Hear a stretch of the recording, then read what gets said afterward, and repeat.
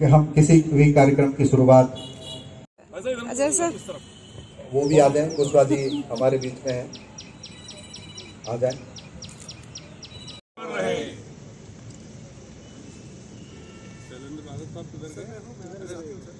जय श्री राम, जय श्री राम, जय राजपुताना, जय राजपुताना।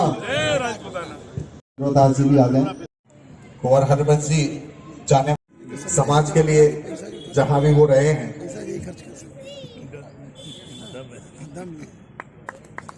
जिस भी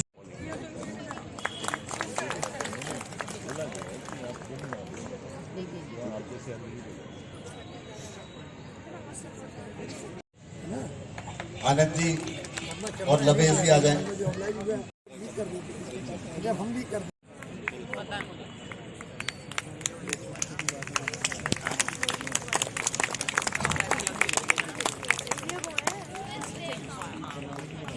करेंगे ऐसा मेरा मानना है, ऐसी मेरी ईश्वर से प्रार्थना है कि उनको ऐसा आशीर्वाद मिले और वो मुरादाबाद लोकसभा से जीतकर सदन में जाएं और अगली बार सांसद के रूप में ही वो हमारे बीच में उपस्थित हों।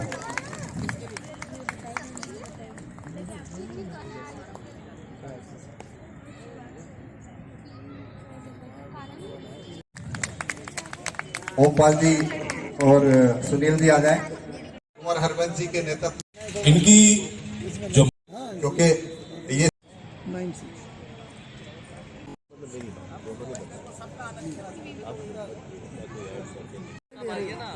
आज हमारे कार्यक्रम में उपस्थित हुए हैं।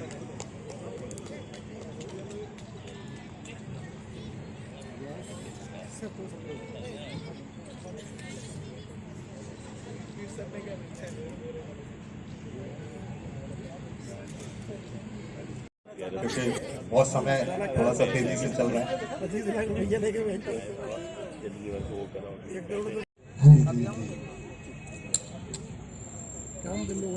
कपिल चौहान जी, डोरिया जी, राजीव सोलंकी जी हमारे बीच में हैं। पवन चौहान जी लेजर वैली से आए। लेजर वैली से हार्दिक स्वागत अभिनंदन करता हूं।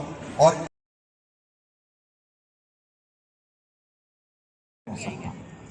कि जुड़िए, हम लोग बिखरे हुए हैं, तो क्या संदेश दिया। और खासकर हमारी माता मातृशक्ति को, क्योंकि अगर मातृशक्ति हमारी घर में एक घर को नहीं बनाती, 5 घरों को बनाती है, तो ऐसा संदेश देने वाले बहुत कम लोग होते हैं। अधिकारी बहुत होते हैं। अब करण सिंह जी जैसे थोड़ी ना होंगे, कृपाल सिंह जी जैसे या सैनिन जैसे थोड़ी ना होंगे। और हमारे आदरणीय राजीव जी, आदरणीय लावेश राजपूत जी और आदरणीय आशीष जी, और हमारे बहुत ही खास आरएसएस के भी है महिपाल जी। प्रारंभ करूं उससे पहले मां शारदा के चरणों में प्रणाम करती हूं और राजपूत विकास महासभा के इस भव्य कार्यक्रम में आए हुए सभी मेरे राजपूत भाई बहनों, क्षत्रिय योद्धाओं, मैं सभी की गौरवशाली उपस्थिति को नमस्कार करती हूँ, प्रणाम करती हूँ। मां शारदा के चरणों में 2 पंक्तियां रखकर अपनी बात को प्रारंभ करूंगी कि आदि शक्ति मात शारदे, बस इतना सा वर दे और शब्द सजन के भाव को मैया वंदे मातरम कर दे, वंदे मातरम कर दे। साथियों, हम सब श्री राम के प्रभु श्री राम के वंशज हैं और ये सौभाग्यशाली गौरव 2024 में हमें देखने को मिला। भव्य मंदिर का निर्माण हुआ, एक छोटी सी कविता का सृजन कल परसों ही हुआ है। निवेदन करती हूँ कि धैर्य पूर्वक सुनिएगा थोड़ा सा मेरी बात को, और मैं देखकर पढ़ना चाहूंगी।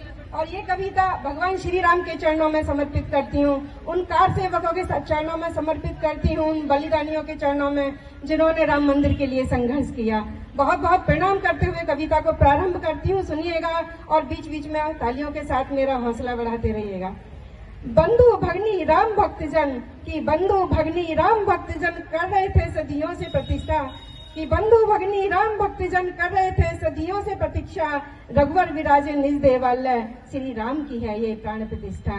रघुवर विराजे देवालय, श्री राम की है ये प्राण प्रतिष्ठा। और दृश्य को याद कीजिएगा, जब बावरी ढाई जा रही थी, रक्त रंजित पैर थे, धूल दूसरी थे और राम का नारा लिए हुए चले जा रहे थे वीर जवान राम भक्त। की रक्त रंजित धूल दूसरित पग, की रक्त रंजित धूल दूसरित पग, रिश्ते घावों की जलन मिटी है, और सत संकल्पों बलिदानों की सिद्धि अयोध्या द्वार खड़ी है, सिद्धि अयोध्या द्वार खड़ी है। और अगली पंक्तियां मैं अयोध्या के पास में जो भी मेरे राजपूत भाइयों के गांव हैं उनको नमन करती हूँ, क्योंकि शताब्दियों से उन्होंने यह संकल्प लिया था कि जब तक भव्य मंदिर का निर्माण नहीं होगा हम सिर पे पगड़ी नहीं पहनेंगे, छाता नहीं लगाएंगे और चप्पल नहीं पहनेंगे।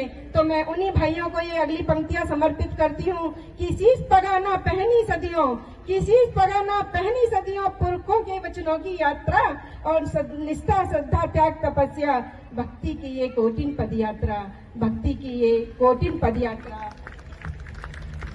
और याद कीजिएगा कि राम भक्त सरयू मैया का जल लेकर हाथ में शपथ ले रहे थे, तब पंक्तियां लिखी कि सरयू नीर अंजुरी भरकर, कि सरयू नीर अंजुरी भरकर शपथ ग्रहण को कोटि नमन है, और सनातन धर्म की शाश्वत सत्ता निर्मल पावन हृदय को नमन है। बड़े निर्मल ही होते हैं हमारे सनातनी भाई। तो लिखती हूँ कि जिसकी छांव में सृष्टि समाई, कि जिसकी छांव में सृष्टि समाई, सनातन धर्म वट वृक्ष कहाए, उज्जवल शाश्वत नूतन परंपरा के हम ही तो संवाहक कहाए, हम ही तो संवाहक कहाए। और हमारा तो जीवन ही बड़ी पीड़ा होती थी जब रामलला टेंट में थे, क्योंकि हमारा जीवन मरण राम से जुड़ा है, हमारा क्षण क्षण राम से जुड़ा है। कि राम नाम से शुरू हो जीवन, कि राम नाम से शुरू हो जीवन, राम नाम सत्य जीवन अंत है, कण कण में बस राम बसे हैं, इसी अस्तित्व की यात्रा अनंत है, इस अस्तित्व की यात्रा अनंत है। कार सेवकों के चित्त व्याकुलता, उस व्याकुलता को महसूस कीजिए कि कोई अपने संघर्ष के लिए चला और कार्य पूर्ण नहीं हुआ, क्योंकि सत्ताएं परिवर्तित हो गई थी उस समय। कि कार सेवकों के चित्त व्याकुलता सदियों के बाद विराम मिले हैं, और द्रौपदी के व्याकुल कोप को जैसे उपेक्षा सहकर श्याम मिले हैं, द्रौपदी के व्याकुल कोप को जैसे उपेक्षा सहकर श्याम मिले हैं। और जब सत्ता परिवर्तन हुई तो भय के कारण कोई कुछ कहने की हिम्मत नहीं रख रहा था, लेकिन मन में पीड़ा थी कि राम का काज कैसे शुरू किया जाए दोबारा से। तो तब लिखा कि ना कोई कहने वाला था, कि ना कोई कहने वाला था और ना कोई सुनने वाला था, साहस शौर्य विचार में डूबा, मन राम पे मरने वाला था, मन राम पे मरने वाला था। और हृदय की पीड़ा वेदना ने, जब कहते हैं कि पीड़ा विकराल हो जाती है तो भव्य रूप ले लेती है, कि हृदय की पीड़ा वेदना ने रोमांच की चिंगारी सुलगा दी, और नियति नियंता श्री राम लला ने खुद ऐसी योजना बनवा दी। अपने आप योजनाएं बनती चली गई और आज राम मंदिर भव्य बनकर तैयार है। कि नियति नियंता श्री राम लला ने खुद ऐसी योजना बनवा दी। श्री राम जन्मभूमि आंदोलन, याद कीजिए उन युवाओं को जिन माओ ने तिलक लगाकर विदा कर दिए थे, कि श्री राम जन्मभूमि आंदोलन घर घर करना ही संकल्पित थी, निज आंदोलन को मानो जैसे कोई शक्ति संचालित करती थी। वहाँ कोई लीडर नहीं था, वहाँ कोई जनप्रतिनिधि नहीं था कि उस आंदोलन को संचालित कर रहा था। राम भक्त खुद में जनप्रतिनिधि बने हुए थे कि जन आंदोलन को मानो कोई शक्ति संचालित करती थी। प्रतिबंधों के बंधन टूटे, कि प्रतिबंधों के बंधन टूटे, भावना विकराल हुई, समय साक्षी भक्त रक्त से सरयू मैया भी लाल हुई, सरयू मैया भी लाल हुई। सात्विक संकल्प लिए मन में, कि सात्विक संकल्प लिए मन में, बच्चा बच्चा हनुमान बना, बिंदु से सिंधु हुआ आंदोलन, धरती माँ ने प्रमाण दिया। माँ धरती प्रमाण देती रही और हम केस जीत गए कि बिंदु से सिंधु हुआ आंदोलन, धरती माँ ने प्रमाण दिया। सनातन धर्म का पुनर्जागरण, कि सनातन धर्म का पुनर्जागरण सकल विश्व को दर्शन होगा, और रक्त अभिषिक्त राम शिला पर श्रद्धा सुमन अर्पित होगा, श्रद्धा सुमन और विरक्त संतों का त्याग समर्पण। देखिए जो विरक्त संत हमारे हिमालय में तपस्या कर रहे थे, बीहड़ जंगलों में कर रहे थे, वो भी अयोध्या उस समय पहुंच गए थे। कि विरक्त संतों का त्याग समर्पण ही संतानों को जगा गया, सत्ताएं नौछावर कर दी, धाम को मुक्ति करा गया, धाम को मुक्ति करा गया। प्यास और विश्वास को जैसे, कि प्यास और विश्वास को जैसे पंचवटी की छांव मिले, अंगद का भाव जमा जैसे यात्रा को ठहराव मिले। अब आके वो यात्रा हमारी समाप्त हुई है कि यात्रा को ठहराव मिले। और आगे की लाइनें मैं संकेतों में बात करूंगी, समझते रहिएगा कि किसने उस समय क्या किया था। कि सदियों सबरी ने मौन किए, सदियों सबरी ने मौन किए केवट चतुराई काम आई, राम नाम लिख पत्थर पर नल्लील अयोध्या बनवाई। हर राम भक्त नल्लील बन चुका था उस समय, और राम नाम की भव्य रथ यात्रा जामवंत ने करवाई। दिव्य अयोध्या का वैभव लौटा, खोई हुई गरिमा पाई। दंडवत प्रणाम उन माँ बहनों को, लवकुश हंसकर विदा किए। अपने युवा बच्चे राम को समर्पित कर दिए थे कि दंडवत प्रणाम उन माँ बहनों को, लवकुश हंसकर विदा किए। अश्वमेध था जन्मभूमि का आहुति से तिलक किए, अश्वमेध था जन्मभूमि का आहुति से तिलक किए। और मांग सिंदूर से रिक्त हुई वधुओं के जीवन रिक्त हुए, अपेक्षित अवध नगरिया को लाखों जीवन अभिषिक्त हुए। साथियों, कविता की अंतिम पंक्तियां रखती हूँ। कविता के बाद तालियों से हौसला बढ़ा दीजिएगा और आशीर्वाद दीजिएगा कि 100 बार नमन करती हूँ, 100 बार नमन करती हूँ मैं एक एक बलिदान को। उठो धर्म रक्षक धर्मा को, नमन हो हिंदुस्तान को। जय जय श्री राम। बोलो रामचंद्र की, भारत माता की, वंदे। बहुत बहुत धन्यवाद, नमस्कार मुझे सुनने के लिए। जय श्री राम।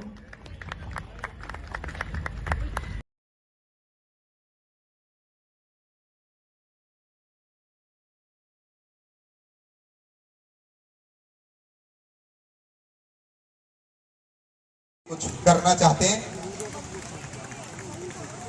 समाज। शुक्रिया एसपी सिंह सर। और इससे पहले कि मैं अपना परिचय दूं, मैं आप सभी को प्रणाम करना चाहता हूं। जो मेरे से वरिष्ठ हैं उनके चरणों में मेरा शीश नमन है। और बहुत कुछ आप लोगों का समय व्यतीत या बर्बाद नहीं करना चाहता। एक बहुत जानकारी देना चाहता हूं आप सभी को। जानकारी ये कि सबसे पहले मैं ये आपसे रिक्वेस्ट करता हूं कि आप जो लोग भी मोबाइल फोन यूज कर रहे हैं, 2 मिनट के लिए बस मुझे सुन लीजिएगा।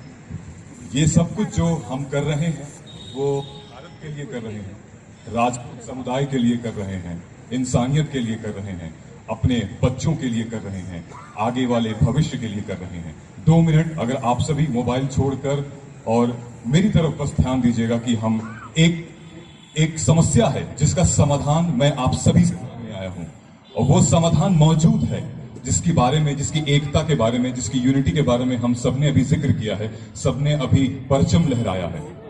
समस्या ये है, हमने ढेर सारे अभी बातें कही। ये बातें हमें जमीनी स्तर पर आप लड़ रहे हैं, हमें बहुत फक्र है, हमें बहुत गर्व है। आज की तारीख में कुछ लड़ाइयां ऑनलाइन लड़ी जाती हैं। आज की तारीख में एक शस्त्र है जो कि ऑनलाइन चलता है, जो लोगों को फर्श से अर्श तक, अर्श से फर्श तक पहुंचा देता है।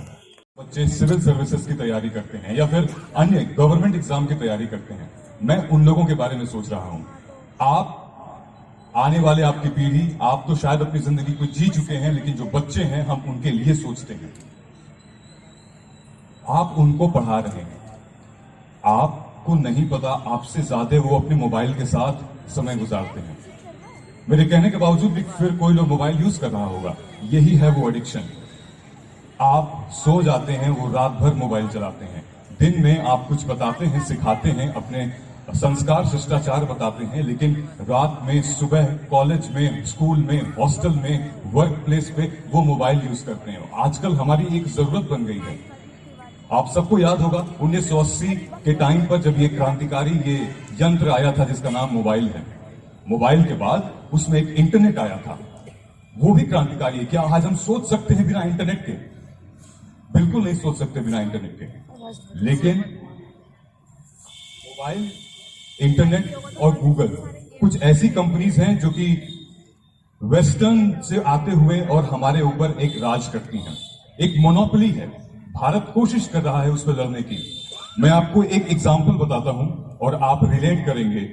गूगल, आप सब में से कौन कौन नाम सुना है गूगल का? मेरे ख्याल से सबने सुना होगा। गूगल हो गया, यूट्यूब हो गया। गूगल पे आप जाके सर्च करिए, भारत का या फिर विश्व का सबसे मूर्ख प्रधानमंत्री कौन है? आपको गूगल बता देगा कि माननीय प्रधानमंत्री नरेंद्र मोदी हैं। इस बात पर खून खौल उठता है। इस बात पर ऐसा लगता है कि इतना डेटा उसको दिया गया है, और इसी बात पर हमारे आईटी मिनिस्टर अश्विनी वैष्णव साहब ने गूगल की ऐसी तैसी कर दी थी। गूगल ने माफी मांगी है, आप सर्च करके देख सकते हैं सोशल मीडिया पे। सोच के देखिए कि हमारे बच्चे या आप सर्च कर रहे हैं कि भारत कैसा है, उसके बारे में क्या क्या आ रहा है। क्या हमें वेस्टर्न मीडिया की जरूरत है क्या कि भारत को जानने के लिए? क्या मोदी जी को जानने के लिए हमें अंतर्राष्ट्रीय मीडिया की जरूरत है क्या? नहीं। हम लोग, मैं एक आर्टिफिशियल इंटेलिजेंस कंपनी बनाया हूं। आर्टिफिशियल इंटेलिजेंस जो कि आधुनिक दुनिया का बहुत बड़ा हथियार है। आने वाले 4 से 5 सालों में आप देखेंगे कि हर चीज ऑटोमेट हो रही है। मैं और मेरे कुछ साथी इन सारे प्रॉब्लम्स को समझे, इन सारे समस्याओं को कोशिश कर रहे हैं कि विचारधारा न बदले। कोशिश, अगर आज के टाइम पे अगर आप सर्च करेंगे कि क्या आरएसएस भारत के लिए खराब है, देखिए क्या क्या आपके पास आ जा रहा है। क्या वो बच्चे हमारे पढ़ के बड़े होंगे? आपकी विचारधारा कुछ और है, मोबाइल में वो कुछ और पढ़ रहे हैं, स्कूल में कुछ और पढ़ रहे हैं। हम एक ऐसा प्लेटफॉर्म बना रहे हैं जो कि इंडिया सेंट्रिक है, भारत का अपना है। 140 करोड़ भारतीय डिजर्व करते हैं अपना एक सर्च इंजन, जिसका नाम हमने रखा है पाईजीपीटी। पाई मतलब पिनाक आर्टिफिशियल इंटेलिजेंस। 140 करोड़ भारतीय डिजर्व करते हैं कि उनको अपने सभ्यता, संस्कृति और अपने राष्ट्र के प्रति कितना वो जागरूक है। मुझे नहीं चाहिए वेस्टर्न मीडिया से कि मेरा भारत कैसा है। मुझे नहीं चाहिए वेस्टर्न मीडिया से कि मेरा यूपी, मेरा राजपूताना परिवार कैसा है। मुझे खुद ही जानना है। मेरा बच्चा जब सर्च करेगा कि भारत कैसा है, 2047 में भारत क्या होगा, तो वो उसको असली भारत दिखेगा, न कि वहां पे जो बताया जा रहा है। हम लोग एक ऐसा प्लेटफॉर्म बना रहे हैं जिसका ये आर्टिफिशियल इंटेलिजेंस है। गूगल बहुत बड़ी कंपनी है, हम उससे कॉम्पीट नहीं करना चाहते। गूगल की एक छोटी सी फीचर से हम कॉम्पीट कर रहे हैं, क्योंकि हमारे पास अब वो ताकत है। आप जमीन पर लड़िए, हम ऑनलाइन लड़ेंगे, राजपूत के लिए कुछ भी कर लेंगे। जाते जाते बस मैं आपको ये कहना चाहता हूं कि एक समस्या जो मेरी आन पड़ी है वो ये है, रिसेंटली जैसे सर बता रहे हैं, गौतम बुद्ध यूनिवर्सिटी, आज से ठीक 27 फरवरी को हमने अपना मॉडल गौतम बुद्ध यूनिवर्सिटी से लॉन्च किया था। गौतम बुद्ध यूनिवर्सिटी भारत में दूसरी यूनिवर्सिटी है जो कि आर्टिफिशियल इंटेलिजेंस में बीटेक करा रही है।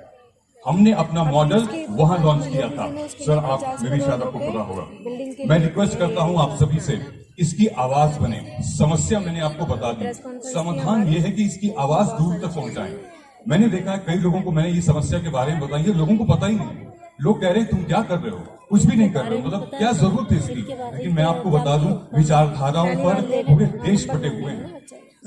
विचारधाराओं पे कहीं चाइना है तो कहीं रशिया है, कहीं यूएस है तो कहीं भारत है। विचारधारा बदलेगी, समाज बदलेगा, तभी हम राजपूताना कहलाएंगे। तो मैं आपसे यही रिक्वेस्ट करता हूं कि इस प्लेटफॉर्म, मेरे आर्टिफिशियल इंटेलिजेंस के प्लेटफॉर्म को आप कोशिश करें, सपोर्ट करें, प्यार दें और सुरक्षित करें अपने देश को। जय हिंद।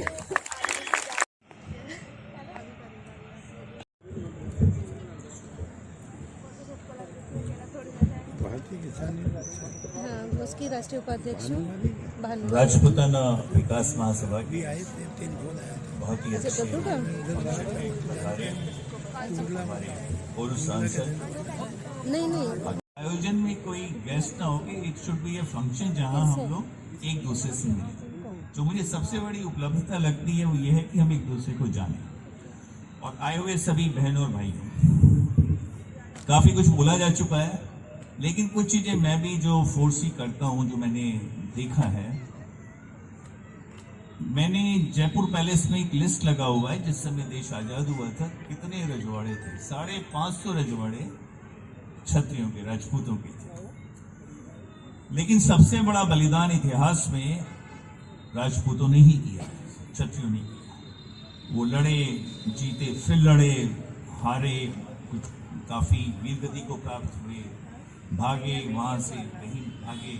माणा तक में मैंने चौहान देखे। Mana is the last village of India का जो चाइना बॉर्डर पे है, वहां भी है, क्योंकि हम लोगों ने ही इस देश की और इस धर्म को बचाने का प्रण लिया था, और हम ही को लड़ना था। हम ही क्षत्रिय थे और हम ही को हथियार उठाने, उसका बहुत बलिदान दिया।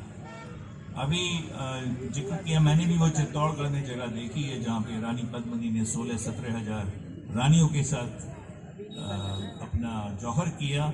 आज भी जाके वहाँ पे आप अगर इंसान है तो आप रो पड़े, आज भी वो जगह खाली पड़ी है। लेकिन परिस्थितियां बदली, इकॉनमी एग्रीकल्चर से हट के इंडस्ट्रियलाइजेशन पे आई, एंटरप्रेन्योरशिप पे आई, जॉब्स पे आई, तो हमें भी टाइम के साथ बदलना और ये बहुत जरूरी है। अगर हम टाइम के साथ नहीं बदले तो डेफिनेटली हम कहीं ना कहीं फिर पेरिश होंगे। ये नेचर का लॉ है। जमीनें कम रह गई हैं, सीलिंग आ गई, उससे पहले ज्यादा जमीनें थी, लोगों ने ये नहीं है, आपके पास बाजू ही नहीं है तो कौन शख्स उठाएगा। ये सब बहुत हमें सोचना पड़ेगा और इस पे एसपी चौहान जी बहुत नमस्कार करता हूं, धन्यवाद देना चाहता हूं आज की अपनी पूरी टीम को, भाई एसपी चौहान जी की टीम को, जिन्होंने बहुत सुंदर कार्यक्रम किया है। आप बधाई के पात्र हैं, बहुत टीम अच्छा काम कर रही है। धन्यवाद देना चाहता हूं मेरे बड़े भाई स्वरूप, अखिल भारतीय क्षत्रिय महासभा के राष्ट्रीय अध्यक्ष, पूर्व सांसद एवं आने वाले सांसद, मैं दोनों की बधाई देना चाहता हूं आपको कि आपने जिस तरह से इस देश के अंदर सभी क्षत्रियों को एक मंच पर लाकर काम किया है, आप बधाई के पात्र हैं। आपने एक बहुत बड़ा जीवन, बहुत बड़ा संघर्ष लड़ने के बाद पाया है। आप जौनपुर से जाकर बॉम्बे में इतना बड़ा शासन किया है, आप बधाई के पात्र हैं। और आज भी लोगों के, जनता के लिए 24 घंटे इस उम्र में एक यंग युवा नौजवान की तरह दौड़ते हैं। मैं आपको बहुत धन्यवाद देना चाहता हूं। आपके साथ में भाई हमारे राघवेंद्र सिंह राजू जी, बिल्कुल हनुमान जी की तरह आपके साथ तैयार रहते हैं और पूरे काम को संभालते हैं, धन्यवाद के पात्र हैं। मैं आपकी पूरी टीम को, हमारे एसपी सिंह साहब हैं, एसके सिंह साहब, हमारे सुभाष चौहान जी, भाई केपी सिंह जी सुरक्षा के फील्ड में रहे, आज एक स्कूल के, बहुत बड़े स्कूल के मालिक बन चुके हैं और सांसद का चुनाव लड़ चुके हैं और मुझे लगता है कि जल्दी दोबारा फिर वो सांसद फिर बनेंगे। मेरी तरफ से बहुत शुभकामनाएं।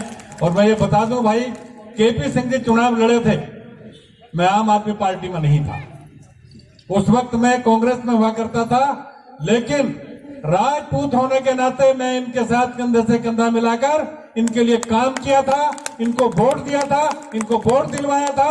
मैंने कहा पार्टी एक तरफ, अपना भाई एक तरफ, क्षत्रियों के लिए काम किया। भाई मान सिंह जी की जितनी तारीफ की जाए कम है। इस क्षेत्र के मौजूद बहुत महान पुरुष हैं, इन्होंने बहुत अच्छा काम किया है। मैं इनको धन्यवाद देना चाहता हूं, पूरे परिवार को धन्यवाद देना चाहता हूं। डॉक्टर बीएस चौहान साहब को अग्रिम बधाई, वो जल्दी हमारे बीच में सांसद बनकर आए, मेरी तरफ से बहुत शुभकामनाएं। और चौहान साहब के लिए भी हम पूरे क्षत्रिय समाज की तरफ से न पैसे की कमी होने देंगे, न जनधन की कमी होने देंगे। सारे क्षत्रिय आपके साथ मुरादाबाद लड़ेंगे तो मुरादाबाद में रहेंगे, जहां भी आप रहेंगे आपके लिए पूरा काम करेंगे और आपको जिता कर लाएंगे। टिकट आप ले आइए, सांसद हम बना देंगे, कोई दिक्कत नहीं है इस काम के लिए। मेरे साथ में भाई रोहतास चौहान जी, यहाँ के बहुत बड़े पूंजीपति हैं, बहुत बड़े पैसे वाले भी हैं, बहुत बड़े बाग के मालिक भी हैं और बहुत हमारे क्षत्रियों का समाज सुधार में काम करते हैं। आपको धन्यवाद देना चाहता हूँ। स्लॉट तो दे देंगे जब बात, तभी बताएंगे, अभी नहीं बताते।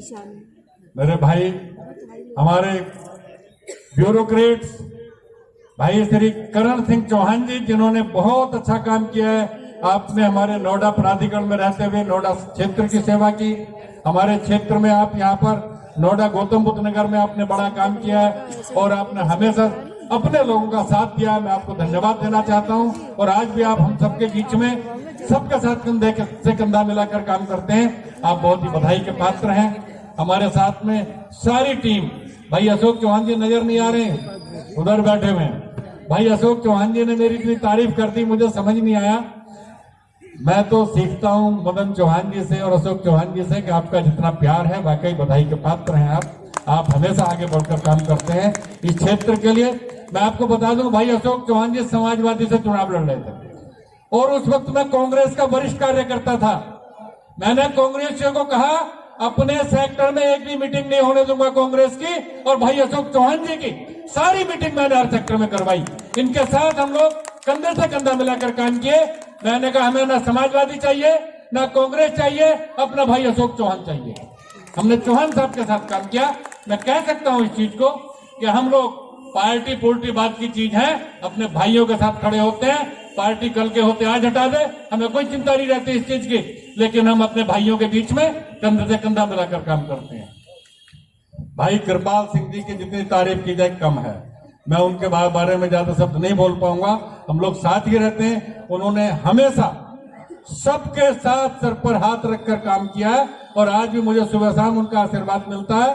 हमेशा तुरंत चेक देने के लिए तैयार, पैसे देने के लिए तैयार, हमेशा आशीर्वाद देने के लिए तैयार, हमेशा जितने लोगों का भला करते हैं। मैं तो देखता हूँ कुछ लोग फिरोजाबाद से आ रहे हैं, कुछ आगरा से आ रहे हैं, कुछ मैनपुरी से आ रहे हैं, कुछ झांसी से आ रहे हैं, कुछ ग्वालियर से आ रहे हैं। दुनिया भर से लोग आते रहते हैं अपने काम करवाने के लिए, और भाई कृपाल सिंह साहब का दरबार खुला रहता है। उन्होंने सबकी मदद करते रहते हैं। मैं उनको धन्यवाद करना चाहता हूँ। और वाकई मैं कहना चाहता हूं कि हमारे जितने लोग बैठे हुए सारे सक्षम लोग, और सब सक्षम लोगों से कहना चाहता हूं साथियों कि अपने से छोटे भाइयों का सहयोग करो। मैं बहुत छोटा सा कार्य करता हूं, एक बहुत साधारण किसान का बेटा हूं। मैं कोई बहुत हिंदुस्तान का नेतृत्व करती है, उसके कर्ता धर्ता हैं, उसके अध्यक्ष हैं, और पिछले सरकार में वो सांसद भी रहेंगे। हमारी उन्हें आशा है कि उनको इस बार भी टिकट मिलेगी और वे फिर से सांसद बन के लोकसभा में जाएंगे, और हमारे 2 सांसद यहीं से हो जाएंगे, एनपी सिंह ठाकुर हरबंस जी और डॉक्टर BS चौहान साहब जी। ठाकुर हरबंस जी, राजपूताना विकास समिति के सभी पदाधिकारी, सामने बैठे सभी नेतागण, उपस्थित भाइयों बहनों प्यारे बच्चों, मेरा सबको प्रणाम। बहुत भाषण हो चुके हैं, ज्यादा भाषण करने की गुंजाइश नहीं है, लेकिन मेरे गुरु जी ने 3 बातें मुझे सिखाया था। दूरदृष्टि, कड़ी मेहनत, पक्का इरादा।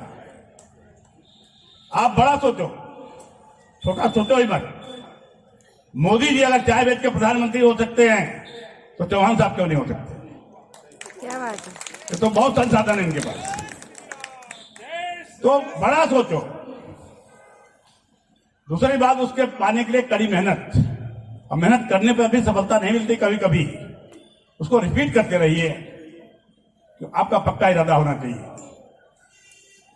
मैं 60 रुपया लेके मुंबई गया था, और हमने जो सोचा था वो मिला हमको। हमको 550 की नौकरी मिल गई थी, हम एडीओ बन गए थे, BSc हमने किया था।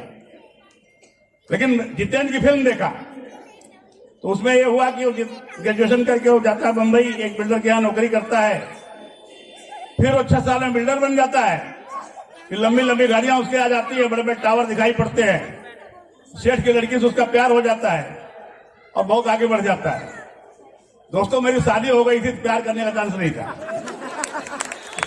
तो हमने कहा उससे जल्दी मैं बिल्डर बनूंगा। उसको 2 काम करना था, मुझे एक ही काम करना था।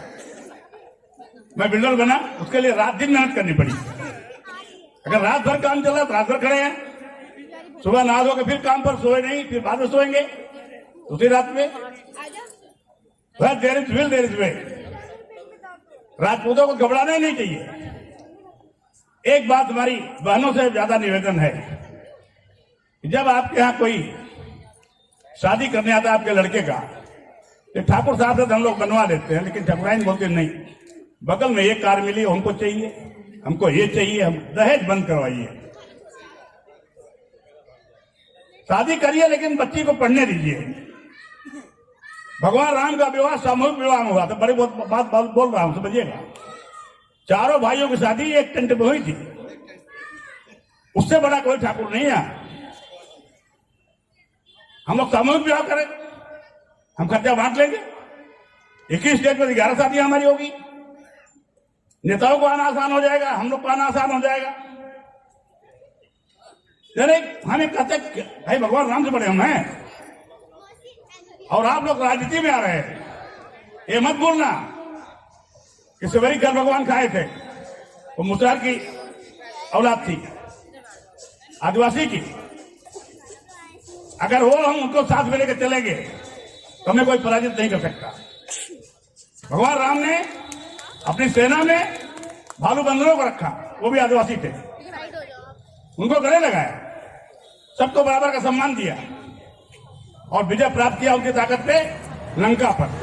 उस समय का विश्व विजेता राजा था। अगर ऐसे हम ख्याल रखेंगे तो हमारा आज भी कुछ नहीं बिगड़ सकता। हमारे बच्चे बहुत आगे जा रहे हैं।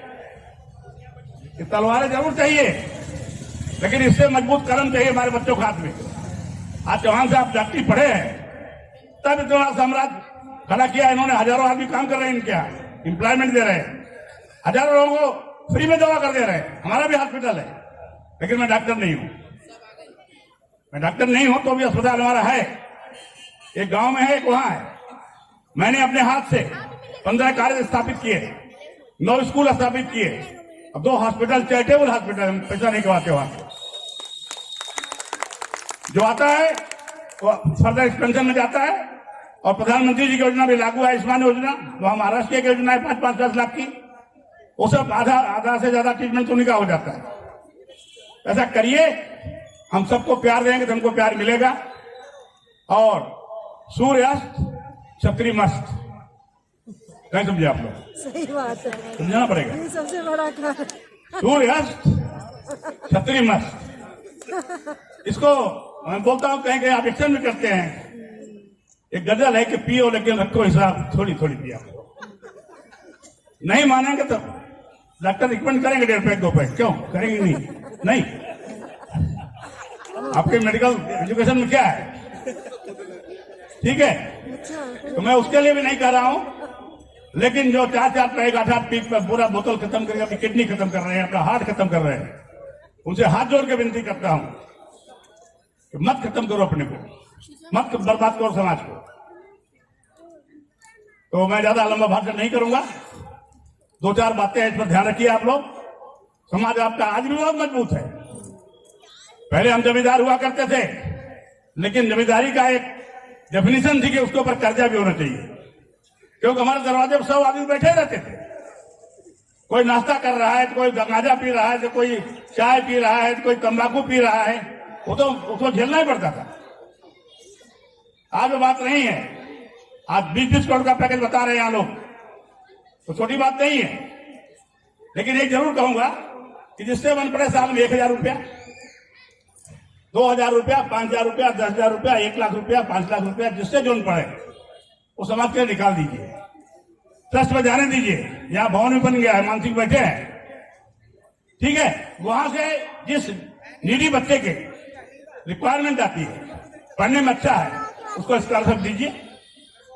चौहान साहब, मुझे एक अमेरिका में लड़का मिला, राना का आपने नाम लिया, उसका मतलब है Rajput association of north America. उनके पास 15-20 करोड़ रुपया संस्था में पड़े रहते हैं। वहां एक लड़का मेरा स्टेज पे आके पैर छुआ, बोला बेटा मैं तुमको पहचाना नहीं। बोले सर मैं आपके स्कॉलरशिप से पढ़ा हूँ ना, उनका बढ़ता है मनोबल। इधर हो जाओ बेटा, आ जाओ, इधर आ जाओ, सबको दे दो भैया।